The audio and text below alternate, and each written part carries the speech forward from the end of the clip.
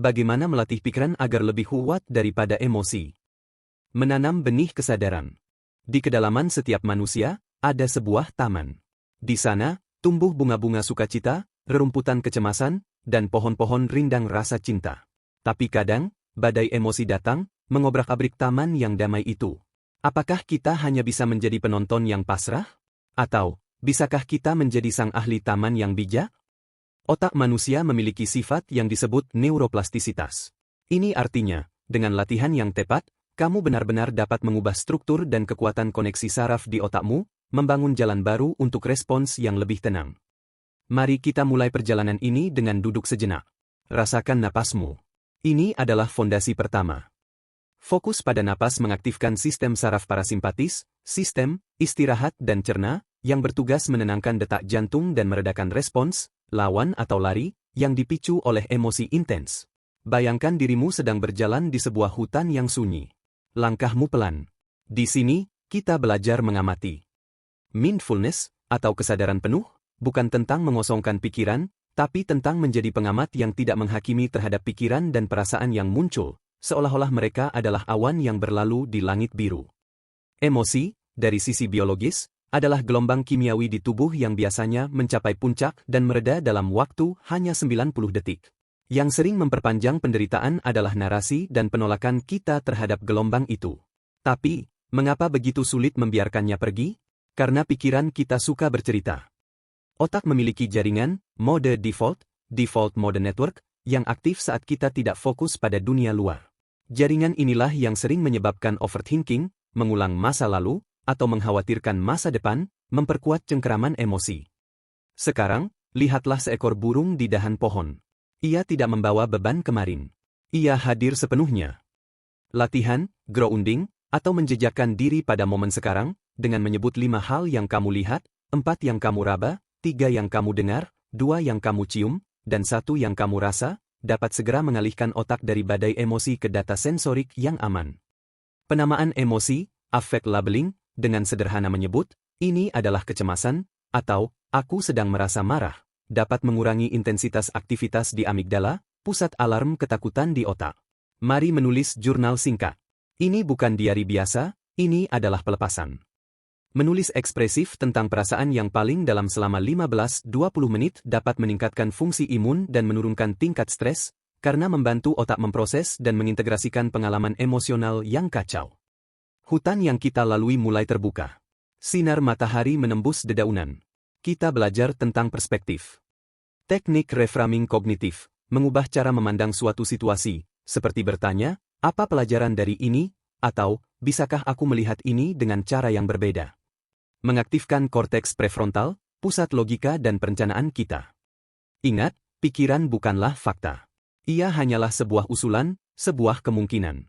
Kamu memiliki hak untuk berkata, terima kasih sudah mengusulkan, tapi kali ini aku memilih untuk tidak mempercayaimu sepenuhnya. Lihatlah sungai kecil di depan kita. Airnya mengalir membasuh bebatuan. Seperti juga rasa terima kasih dalam hatimu.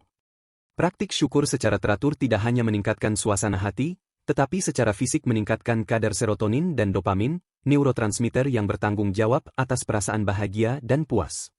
Tidur yang cukup adalah dasar kekuatan mental.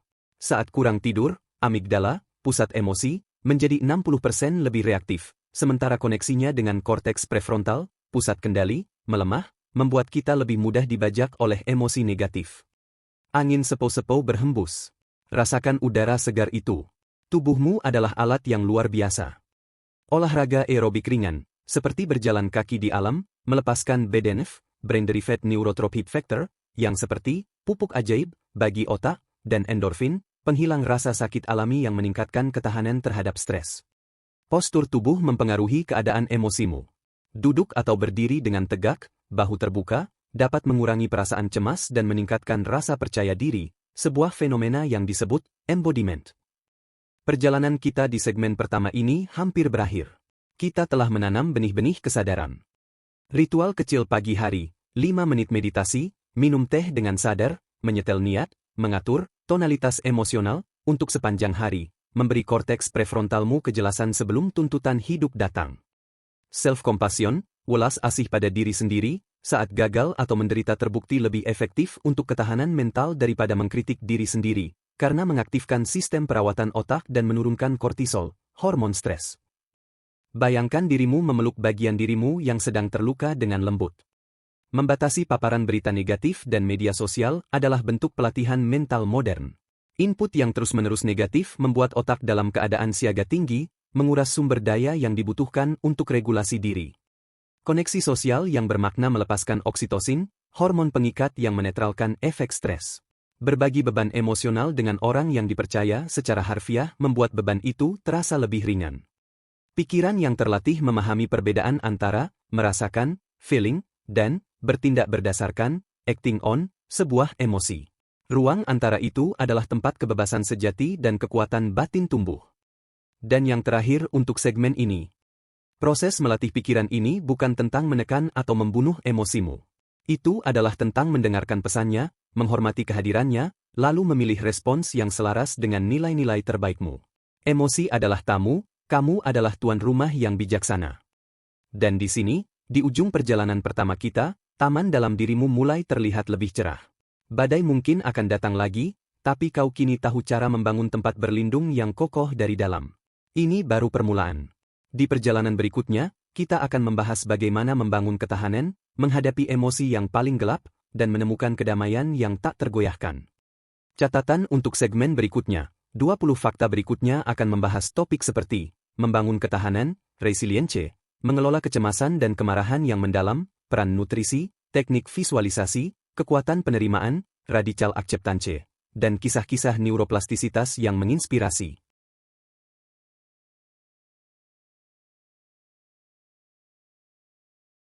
Membangun benteng ketahanan. Dari benih kesadaran, kini kita tumbuh. Tapi kekuatan sejati diuji bukan saat langit tenang, melainkan saat angin kencang mulai menderu.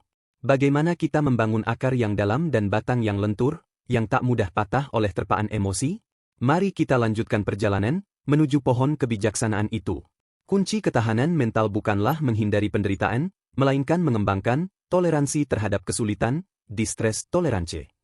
Ini adalah kemampuan untuk menahan gelombang emosi yang tidak nyaman tanpa melakukan tindakan impulsif yang memperburuk keadaan. Lihatlah akar pohon ini. Mereka mencari nutrisi bahkan di tanah yang paling tandus. Begitu pula pikiran kita dapat mencari pembelajaran di dalam kesulitan. Post-traumatic growth adalah fenomena nyata di mana individu tidak hanya pulih dari trauma, tetapi benar-benar tumbuh menjadi versi diri yang lebih kuat, lebih bijaksana, dan lebih penuh syukur setelah berjuang melawannya. Ritual pelepasan secara simbolis, seperti menuliskan kekhawatiran di atas kertas lalu membakarnya dengan aman, atau melempar batu ke danau, dapat memberi sinyal klosure pada sistem limbik, pusat emosi, bahwa sebuah beban telah selesai diproses. Sekarang, sentuhlah kulit kayu pohon itu. Kasar, kuat, penuh cerita. Seperti identitas dirimu yang sebenarnya. Teknik, decoupling, memisahkan emosi dari identitas diri. Alih-alih berpikir, aku adalah orang yang cemas, katakan, ada perasaan cemas yang sedang muncul. Ini mencegah emosi mendefinisikan siapa dirimu seutuhnya. Terkadang, badai datang dari kenangan lama. Bagaimana menghadapinya? Memori bersifat rekonstruktif, bukan rekaman permanen. Setiap kali kita mengingat sesuatu, kita sedikit mengubahnya. Dengan sengaja mengingat kembali memori sulit dari posisi pengamat yang aman dan tenang, kita dapat secara bertahap mengurangi muatan emosionalnya. Latihan, mental time travel. Membayangkan diri di masa depan, 1 atau 5 tahun lagi, dan melihat kembali masalah saat ini, dapat segera memberikan perspektif bahwa hampir semua badai emosi ini bersifat sementara dan akan terlewati. Matahari bergerak, dan bayangan kita berubah. Begitu juga dengan pola pikir kita. Mindset berkembang, growth mindset, keyakinan bahwa kemampuan dan kecerdasan dapat dikembangkan, langsung terkait dengan ketahanan yang lebih tinggi. Kegagalan dilihat sebagai data, bukan sebagai definisi diri. Otak memiliki sistem pendeteksi ancaman yang sangat sensitif. Melatihnya dengan sengaja mencari 3 hal baik atau aman dalam 1 hari mengajarkan sistem ini untuk tidak selalu berada dalam mode siaga tinggi, mengurangi kecemasan kronis. Sekarang, duduklah di bawah naungan pohon ini. Rasakan dukungannya. Kamu tidak sendirian. Kesepian kronis secara fisik dapat memicu respons ancaman dan peradangan di tubuh. Sebaliknya, memberi bantuan atau kebaikan kecil pada orang lain, acts of kindness, melepaskan oksitosin dan serotonin, meningkatkan mood baik pada pemberi dan penerima, serta menguatkan rasa terhubung. Penundaan, procrastination, seringkali bukan masalah manajemen waktu, melainkan manajemen emosi. Kita menghindari tugas yang memicu kecemasan, kebosanan, atau keraguan diri. Mengatasinya dimulai dengan mengakui emosi apa yang kita hindari. Angin membisikkan rahasia. Kekuatan terbesarmu ada di tindakan kecil yang konsisten. Prinsip 2-minute rule, dari kebiasaan atomik, jika suatu tugas bisa dilakukan dalam 2 menit, lakukan segera. Ini memutus siklus kecemasan yang dibangun oleh penundaan dan memberi sinyal keberhasilan kecil yang memicu motivasi. Kelelihan mental load, itu nyata dan menguras kapasitas regulasi emosi. Melakukan brain dump, menuangkan semua tugas dan kekhawatiran ke dalam daftar di luar kepala, membebaskan ruang kognitif untuk ketenangan dan fokus. Perhatikan dedaunan yang berguguran. Mereka melepaskan diri untuk memberi ruang bagi yang baru. Begitu juga kita perlu melepaskan. Rumination, mengunyah-ngunyah pikiran negatif berulang, adalah kebalikan dari pemecahan masalah. Ia seperti berlari di treadmill, banyak energi terbuang tanpa membawa kita kemana-mana. Pengalihan ke aktivitas yang menyerap perhatian penuh, flow, adalah penawarnya. Alam memiliki efek restoratif yang kuat bagi pikiran. Melihat pemandangan alam, atau bahkan mendengar suara alam, dapat mengurangi aktivitas di korteks prefrontal yang terkait dengan overthinking, dan menurunkan hormon stres kortisol. Mari kita berdiri dan melihat ke cakrawala. Visi memberi kita kekuatan. Memiliki tujuan atau nilai hidup yang jelas, value-based living, bertindak seperti kompas di tengah badai emosi. Saat perasaan mengaburkan arah, kita bisa bertanya, tindakan apa yang paling selaras dengan nilai-nilai terpentingku saat ini? Musik, terutama musik instrumental dengan tempo lambat, 60-80 bpm, dapat sinkron dengan detak jantung dan gelombang otak, mendorong keadaan relaksasi, alpha, theta waves, yang memudahkan regulasi emosi. Hari mulai sore. Cahaya keemasan menyapu hutan. Ini adalah waktu untuk integrasi. Praktik refleksi malam sederhana. Apa yang berjalan baik hari ini? Apa yang bisa kupelajari? Lebih efektif daripada menyiksa diri dengan kesalahan. Ini mengkonsolidasikan pembelajaran dan menutup hari dengan pola pikir berkembang. Humor dan tawa bukan hanya pelipur lara. Tertawa melepaskan endorfin, mengurangi tingkat hormon stres, dan menggeser perspektif kita dengan membuat masalah terlihat lebih kecil dalam skema besar kehidupan. Keputusan yang baik jarang dibuat dalam puncak gelombang emosi. Menunda keputusan besar saat sangat emosional adalah tanda kekuatan, bukan kelemahan. Beri diri izin untuk tiduri dulu, sleep on it, untuk mengizinkan korteks prefrontal kembali berfungsi optimal. Dan sebagai penutup segmen pembangunan benteng ini, ketahanan mental itu seperti otot. Ia tidak dibangun dengan membaca atau berpikir saja, tetapi dengan latihan berulang-ulang dalam ketidaknyamanan yang disengaja. Setiap kali kamu berhenti sejenak sebelum bereaksi, setiap kali kamu memilih napas panjang, setiap kali kamu bersikap lembut pada dirimu yang sedang berjuang, otot itu menguat. Dan kini, pohon dalam dirimu itu telah berakar lebih dalam. Kau telah mempelajari bahwa ketahanan dibangun dari keputusan kecil hari demi hari. Badai mungkin akan menggoyangmu, tetapi tidak akan mencabutmu. Perjalanan kita belum selesai. Di segmen terakhir nanti, kita akan masuk ke ruang paling dalam, menemukan kedamaian yang tak tergoyahkan dan mengubah seluruh pengalaman hidup menjadi guru kebijaksanaan.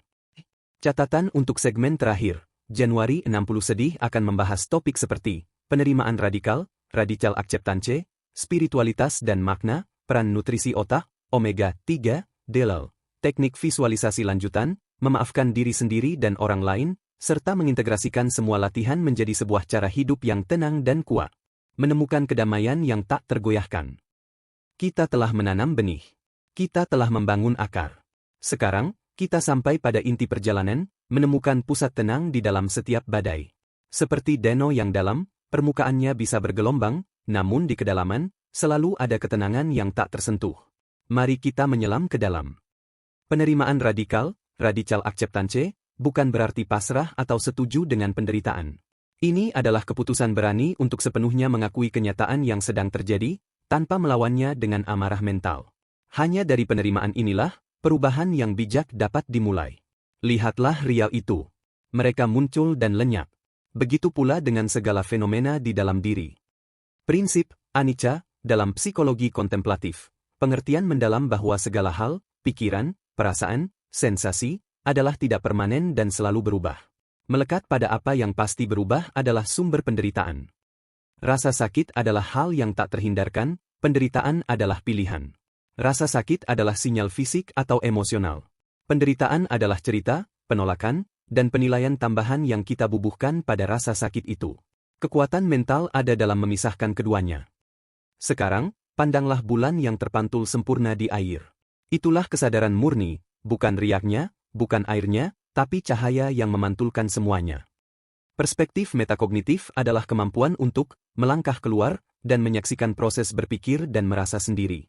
Ini seperti beralih dari menjadi aktor di atas panggung menjadi sutradara yang tenang. Latihan meditasi vipassana secara khusus melatih hal ini. Nutrisi adalah bahan bakar otak. Asam lemak omega-3 dari ikan, flaxseed, adalah bahan pembangun sel otak dan terbukti membantu regulasi suasana hati. Kekurangan magnesium dapat meningkatkan kecemasan dan sulit tidur. Pikiran yang kuat dimulai dari piring yang bijak.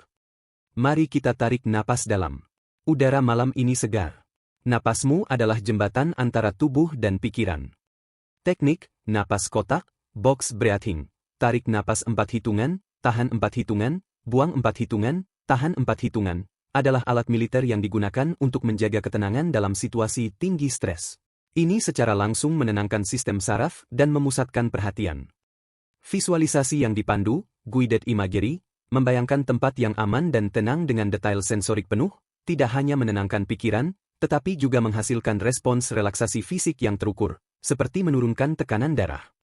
Danau ini begitu jernih. Ia memantulkan segala sesuatu tanpa pilih kasih. Seperti hatimu yang belajar memaafkan. Memaafkan, forgiveness, terutama memaafkan diri sendiri, adalah sebuah proses neurologis untuk melepaskan cengkeraman amigdala terhadap memori emosional yang menyakitkan. Ini adalah hadiah untuk sistem sarafmu sendiri, bukan persetujuan atas perilaku orang lain. Spiritualitas dan rasa terhubung pada sesuatu yang lebih besar, entah itu alam, kemanusiaan, atau nilai-nilai universal, secara konsisten dikaitkan dengan ketahanan yang lebih tinggi, karena memberikan kerangka makna yang membantu mengatasi penderitaan dan ketidakpastian. Saat kita diam, kita bisa mendengar bisikan alam. Saat diam dari dalam, kita bisa mendengar bisikan kebijaksanaan. Kebosanan yang disengaja, deliberate boredom, melepaskan semua stimulasi eksternal untuk beberapa saat, justru memicu mode default network otak ke arah yang kreatif dan reflektif, seringkali menghasilkan wawasan dan solusi yang sebelumnya tak terlihat. Rasa syukur tingkat lanjut adalah bersyukur bahkan untuk tantangan dan orang-orang yang sulit. Latihan ini memaksa otak untuk melakukan reframing ekstrim, mengubah segala sesuatu, tanpa terkecuali, menjadi bahan bakar untuk pertumbuhan. Lihatlah bintang-bintang. Mereka berjarak sangat jauh, namun cahayanya sampai ke sini. Begitu pula dengan pilihanmu hari ini, dampaknya menjangkau jauh ke masa depanmu. Prinsip, masa depan dirimu. Saat akan membuat keputusan impulsif, bayangkan dirimu 10 tahun lagi. Apa yang akan disarankan oleh diri masa depan yang lebih bijak itu? Teknik ini menggunakan identitas masa depan sebagai penasihat untuk tindakan saat ini. Kontribusi dan pelayanan kepada orang lain atau suatu tujuan yang lebih besar, menggeser fokus dari diri, ego, yang sering menjadi sumber penderitaan, menuju keterhubungan. Ini memberikan makna yang dalam, yang merupakan penangkal kuat dari keputusasaan. Waktunya telah tiba untuk mengintegrasikan semuanya.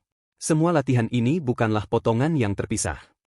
Ritual pagi dan malam yang konsisten, menggabungkan niat, meditasi, olahraga ringan, refleksi, menciptakan pagar pelindung psikologis sepanjang hari, secara otomatis mengatur emosi sebelum emosi itu mengaturmu.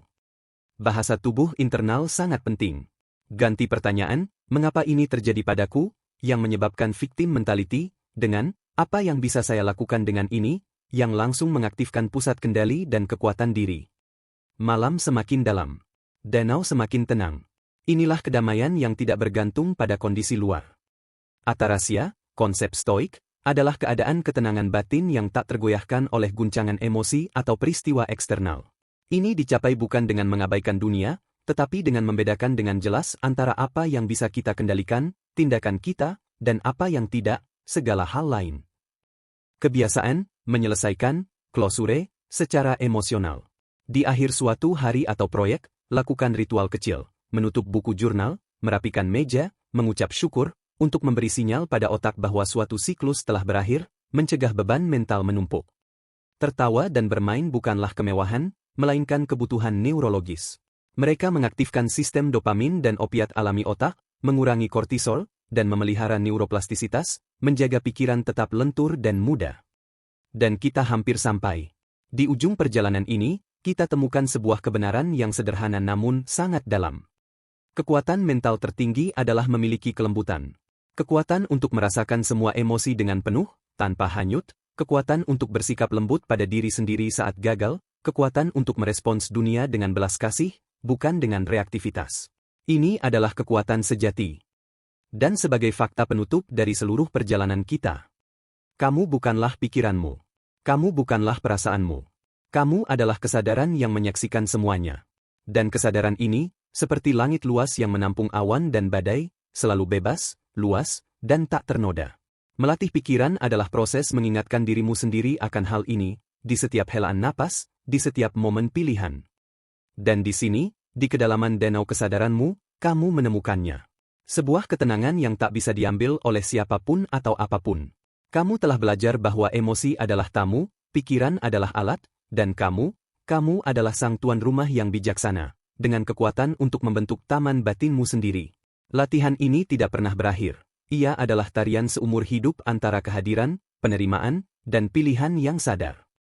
Mengukir jalan saraf kebebasan. Fajar menyingsing. Setelah menelusuri kedalaman ketenangan, kini kita bangkit dengan pemahaman baru.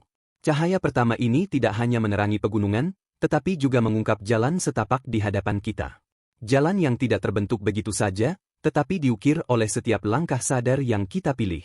Bagaimana kita mengukir jalan saraf menuju kebebasan yang sejati? Setiap kali kamu dengan sengaja memilih respons yang berbeda dari reaksi emosional otomatis, misalnya, diam saat ingin membalas, atau bernapas saat ingin menghindar, kamu secara fisik memangkas koneksi saraf lama dan menyelubungi dengan myelin, jalur saraf baru, membuatnya lebih kuat dan cepat diakses lain kali. Lihatlah jalan setapak di lembah itu. Ia terbentuk oleh langkah yang konsisten. Begitu pula dengan kebiasaan pikiranmu. Prinsip, jangan putus rantainya, don't break the chain, untuk membangun kebiasaan mental, fokus pada konsistensi, bukan kesempurnaan. Bahkan meditasi 2 menit di hari yang berat tetap mengirim sinyal pada otak bahwa praktik ini penting, dan menjaga momentum neuroplastisitas. Self-talk yang positif bukanlah sekadar afirmasi kosong. Saat diucapkan dengan perasaan dan keyakinan, ia dapat mengaktifkan sistem reward di otak, striatum ventral, dan mulai menggeser keyakinan inti yang mendalam, asalkan disertai dengan bukti tindakan. Fajar semakin terang. Warna-warna mulai muncul. Ini adalah seni membedakan. Kemampuan untuk menunda kepuasan, delay of gratification, seperti yang ditunjukkan dalam marshmallow test, adalah prediktor kuat kesuksesan jangka panjang. Otot ini dilatih dengan sengaja memilih, yang penting nanti, daripada, yang diinginkan sekarang, memperkuat korteks prefrontal. Kebanyakan kecemasan adalah tentang, apa jika, yang belum terjadi. Latih otakmu untuk kembali ke, apa yang ada. Data konkret saat ini. Tanyakan, apa buktinya bahwa ini benar-benar terjadi saat ini? Ini menjangkarkanmu pada realitas, bukan pada imajinasi yang menakutkan. Sekarang, rasakan hangatnya sinar pertama di kulitmu. Tubuhmu adalah peta emosi. Pemindaian tubuh, body scan, bukan hanya relaksasi. Dengan menyadari sensasi di setiap bagian tubuh tanpa menghakimi, kamu melatih otak untuk memproses sensasi, termasuk yang terkait kecemasan, sebagai informasi netral, bukan ancaman, mengurangi reaktivitas sistem saraf. Penyebab kelelahan mental modern seringkali adalah task switching, berganti-ganti tugas, bukan fokus dalam waktu lama.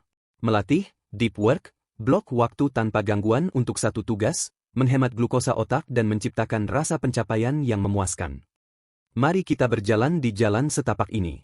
Langkah demi langkah. Keberanian dibangun dalam aksi kecil. Prinsip, 5 menit paling awal, komitmen untuk hanya melakukan tugas yang menakutkan atau tidak menyenangkan selama 5 menit. Seringkali, momentum dimulai setelah penghalang inersia awal ini dihancurkan, dan tindakan itu sendiri mengurangi kecemasan yang mengelilinginya. Eksposur bertahap, gradual exposure, terhadap ketakutan atau ketidaknyamanan, dalam dosis kecil yang bisa ditoleransi, adalah cara terjamin untuk mengurangi fobia dan kecemasan. Setiap kali kamu melakukannya tanpa hasil buruk, otak memperbarui asosinya, aku bisa melewati ini. Jalan ini kadang menanjak. Tapi lihatlah pemandangan yang semakin luas. Perspektif adalah hadiahnya. Teknik, perbandingan yang menyehatkan. Alih-alih membandingkan dirimu dengan orang yang lebih sukses, bandingkan dirimu dengan dirimu yang di masa lalu. Apakah kamu lebih bijak, lebih tangguh, lebih sadar? Ini adalah pengukuran pertumbuhan yang sejati dan memotivasi. Mendengarkan secara mendalam, benar-benar fokus pada pembicara tanpa menyiapkan respons, adalah latihan pengendalian diri yang kuat. Ini melatih otak untuk menahan impuls untuk mendominasi, mengasah empati, dan seringkali mengungkap solusi yang tak terlihat. Matahari kini sepenuhnya terbit. Segalanya tampak jelas. Waktunya untuk klarifikasi nilai. Latihan, pemaknaan nilai, values clarification tanyakan. Jika sebuah kamera ajaib mengikutiku 24 jam sehari, nilai apa yang akan terlihat dari tindakanku? Kesenjangan antara nilai yang diakui dan nilai yang dijalani adalah sumber utama konflik batin dan kelemahan mental. Mengelola lingkunganmu adalah mengelola pikiranmu. Ruang yang berantakan, notifikasi yang terus-menerus, suara latar yang bising, semua ini adalah beban kognitif yang diam-diam menguras sumber daya otak yang dibutuhkan untuk regulasi emosi dan fokus. Kita mendekati puncak bukit kecil. Dari sini, kita bisa melihat jejak perjalanan kita. Praktik, review mingguan, selama 30 menit, melihat pencapaian, pelajaran, dan penyesuaian untuk minggu depan, adalah cara paling ampuh untuk belajar dari pengalaman dan hidup secara proaktif, bukan reaktif. Ini adalah pertemuan paling penting dengan dirimu sendiri. Seni, menyelesaikan, completion otak kita terobsesi dengan hal-hal yang belum selesai, efek Zeigarnik. Dengan sengaja menyelesaikan tugas-tugas kecil, membalas email, merapikan, kamu membebaskan RAM mental untuk hal-hal yang lebih besar.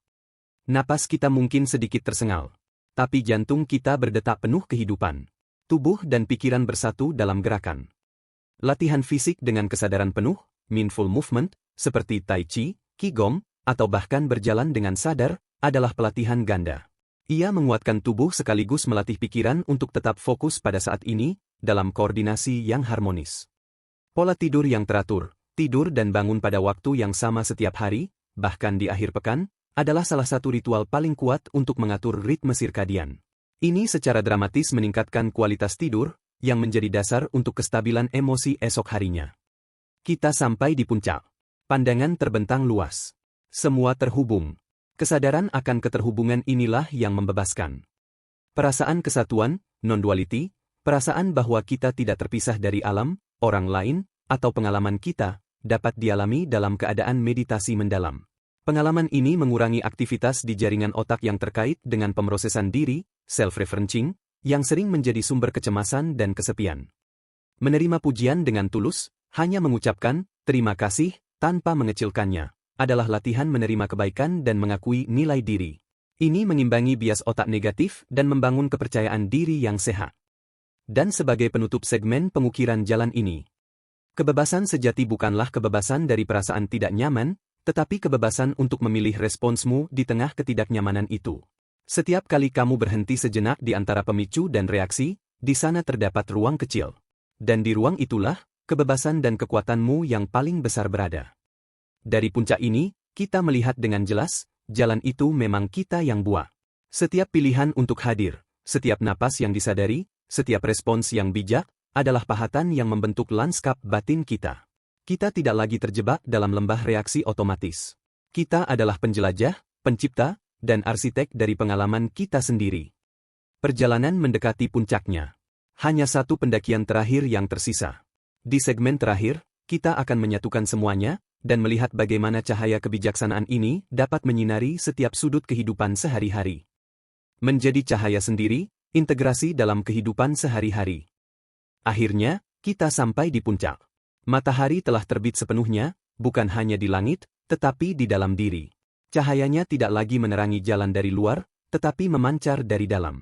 Inilah momen integrasi, bagaimana cahaya kesadaran ini tidak hanya tinggal di atas gunung, tetapi turun bersama kita, menyinari setiap langkah, setiap percakapan, setiap tantangan di lembah kehidupan sehari-hari. Integrasi akhir dari pelatihan mental adalah ketika praktikmu bukan lagi sesuatu yang kamu lakukan, tetapi sesuatu yang kamu jalani. Ketenangan menjadi watak, kesadaran menjadi cara bernapas, dan kekuatan menjadi respons alami.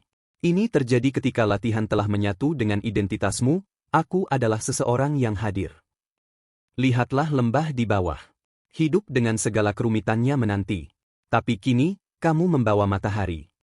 Teknik, satu tugas dengan sepenuh hati, monotasking, dalam aktivitas biasa, seperti mencuci piring dengan merasakan air, menikmati rasa setiap suap makanan, mendengarkan suara hujan, adalah cara untuk memindahkan meditasi dari bantal ke dalam kehidupan. Disinilah kedamaian menjadi fungsional. Transmisi emosi adalah nyata. Otak kita memiliki cermin neuron yang membuat kita dapat menangkap perasaan orang di sekitar kita. Menjadi sadar akan hal ini memungkinkanmu untuk memilih, apakah akan terhanyut oleh energi ruangan atau menjadi sumber ketenangan yang justru mempengaruhi ruangan? Pikirkan percakapan yang sulit. Dulu mungkin seperti medan ranjau. Sekarang, kamu membawa peta. Komunikasi non-kekerasan, non-violent communication, adalah aplikasi praktis dari kekuatan mental. Dengan mengamati fakta tanpa menilai, mengakui perasaan sendiri dan orang lain, mengungkap kebutuhan, dan membuat permintaan yang jelas, kamu mengubah konflik dari perang menjadi kolaborasi. Momen-momen transisi, berpindah dari rumah ke mobil, dari satu rapat ke rapat lain, dari pekerjaan ke keluarga, adalah pintu jebakan bagi stres. Dengan sengaja mengambil 3 napas sadar di setiap transisi, kamu mereset sistem saraf dan memasuki momen baru dengan kesegaran. Dan bagaimana dengan badai yang tak terhindarkan? Hujan akan turun. Tapi kamu sekarang punya payung yang tak terlihat. Ritual, penyegaran batin, cepat. Saat emosi memuncak, gunakan formula STOP stop. Berhenti sejenak, take a breath, ambil napas, observe, amati apa yang terjadi di dalam diri dan sekitar. Procet, lanjutkan dengan lebih sadar. Ini adalah alat darurat yang selalu ada di saku batinmu. Prinsip, ini juga akan berlalu, this too shall pass, perlu ditempelkan di dinding pikiran. Tapi bukan sebagai harapan pasif, melainkan sebagai keyakinan aktif. Buatlah daftar, bukti ketahanan, ingatkan dirimu sendiri pada semua badai emosi yang telah berhasil kamu lalui sebelumnya.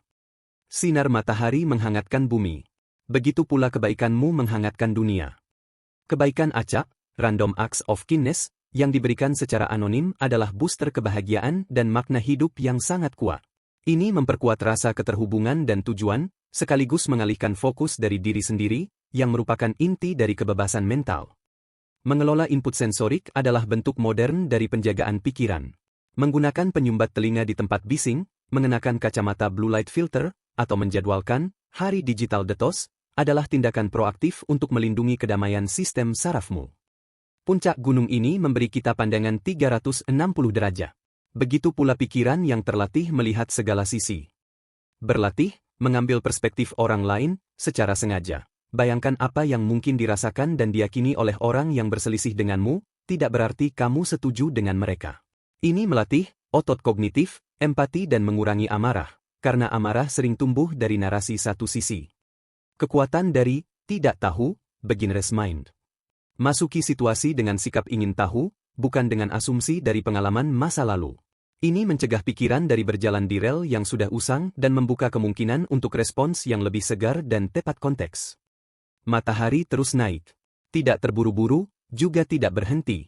Seperti komitmen untuk tumbuh. Model, pertumbuhan spiral. Perkembanganmu bukan garis lurus ke atas, melainkan spiral. Kamu mungkin kembali menghadapi tantangan lama, tetapi pada level yang lebih tinggi, dengan peralatan dan perspektif baru. Kegagalan hanyalah bagian dari putaran spiral menuju penguasaan. Pentingnya, mengalami kemenangan kecil, secara sengaja. Rayakan setiap pilihan sadar, setiap napas yang berhasil menjadi jangkar, setiap respons yang lebih baik dari biasanya. Ini memberi umpan balik positif pada otak, memperkuat siklus perilaku baru. Kita tidak bisa tinggal selamanya di puncak gunung. Saatnya turun, membawa cahaya ini. Penyebaran sosial, dari ketenangan, ketika kamu menjadi lebih tenang dan teratur, tanpa perlu berkhotbah, orang-orang di sekitarmu akan merasakannya. Hubunganmu akan berubah. Kamu secara alami akan menarik dinamika yang lebih sehat, karena kamu telah berubah dari dalam. Kebijaksanaan tubuh, terkadang, pikiran terlalu lelah untuk berpikir jernih. Percayalah pada kecerdasan somatik, perasaan di tubuhmu. Apakah keputusan ini terasa ringan atau berat? Tubuhmu sering tahu jawabannya sebelum pikiran sadarmu menyusun argumen. Hari baru benar-benar telah dimulai. Setiap detik adalah kanvas baru. Seni, melepas hari. Di penghujung hari, sebelum tidur, bayangkan semua kesalahan, kekhawatiran, dan pencapaian hari itu sebagai daun-daun yang kamu letakkan di atas sungai. Biarkan mereka hanyut. Ritual ini mencegah hari ini menjadi beban bagi hari esok.